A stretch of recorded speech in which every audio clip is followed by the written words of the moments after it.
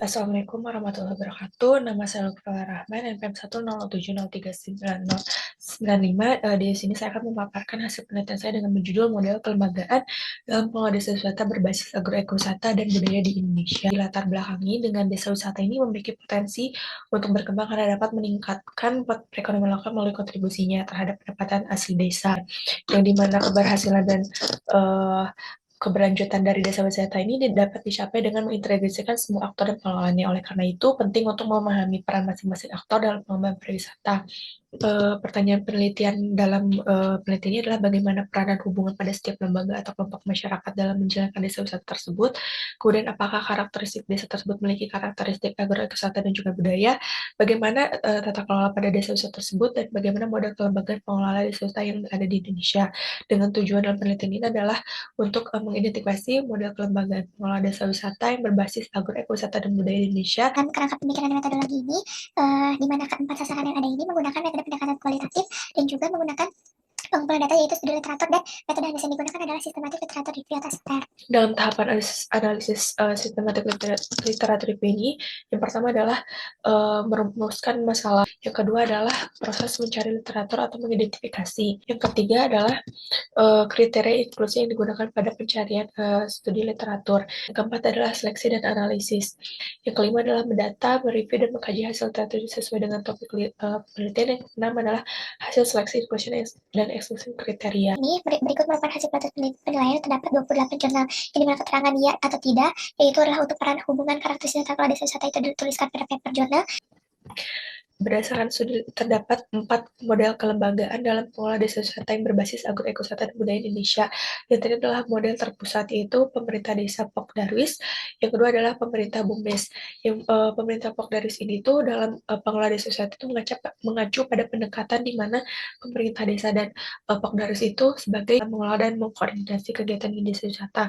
Kemudian ada model pemerintah desa dengan BUMDes, di mana suatu model pengelolaan ini menempatkan BUMDes ini sebagai identitas sentral dalam mengelola dan mengendalikan aktivitas desa wisata. Yang kedua adalah model quadruple helix. Model quadruple helix ini merupakan mengacu pada kerjasama yang melibatkan 4 aktor atau kelompok utama, yaitu ada akademisi, swasta, pemerintah, dan juga masyarakat.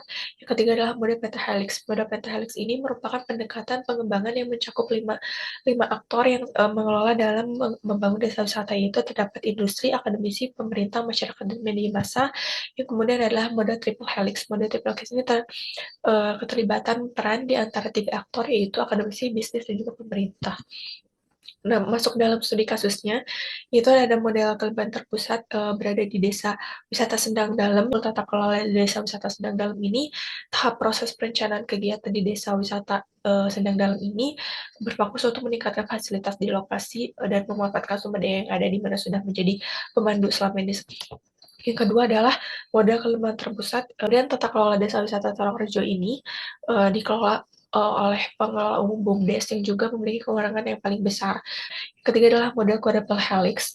Adapun tata kelola desa wisata Ngelaba sendiri berdasarkan hasil penelitian Karen dan Yuningsih tahun 2020 bahwa pemerintah bertindak sebagai penghubung antara pemerintah dan juga masyarakat, terutama dalam hal pengadaan barang atau infrastruktur yang diperlukan untuk kegiatan yang berhubungan dengan pariwisata. Kemudian untuk model kelembagaan pentahelix ini yang diterapkan oleh desa wisata Ngelambaran berdasarkan hasil penelitian Filantropi dan juga Bella pada tahun 2022 menggunakan sistem CBT, di mana melibatkan dan juga memberdayakan masyarakat sekitar untuk menjamin kepemilikan dan pengelolaan yang terbuka. Masyarakat setempat ini terlibat dalam desa wisata Langgaran, di mana masyarakat menjadi pelaku wisata juga sebagai anggota Pokdarwis. Adapun model kelembagaan triple helix yang diterapkan pada desa wisata Semen, yang dimana berdasarkan hasil penelitian Habibie tahun.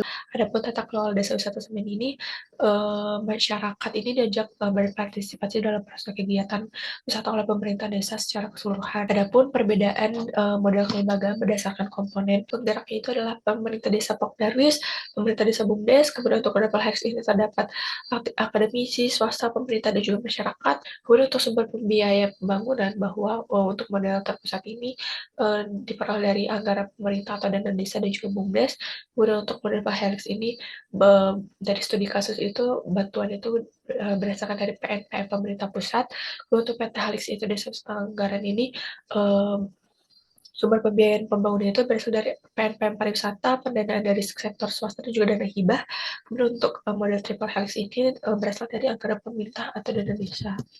Kemudian dari hasil kesimpulan bahwa terdapat 4 model kelembagaan dalam pengelolaan swasta berbasis agroekosistem dan budaya Indonesia, dan 4 model ini memiliki persamaan pendekatan pengembangan dan pengelolaan swasta, di mana model-model kelembagaan ini berlandaskan pada kolaborasi dan juga kemitraan antar berbagai aktor dalam pengembangan dan pengelolaan wisata. Adapun perbedaannya itu terletak pada lembaga penggerak dan juga hubungan antar aktor dan pengelola desa wisata. Kemudian dilihat dari studi kasus model kelembagaan berbasis ekonomi budaya di Indonesia, bahwa desa wisata Manggaran ini merupakan desa wisata yang dapat dikatakan cukup berhasil dan maju dengan menerapkan model pentahelix dalam pengelolaan desa wisata, karena keberhasilan tersebut itu dilihat dari WTO itu telah menganugerahkan gelar desa wisata terbaik dunia pada tahun 2021. Sekian, terima kasih. Mohon maaf jika ada kesalahan. Wassalamualaikum warahmatullahi wabarakatuh.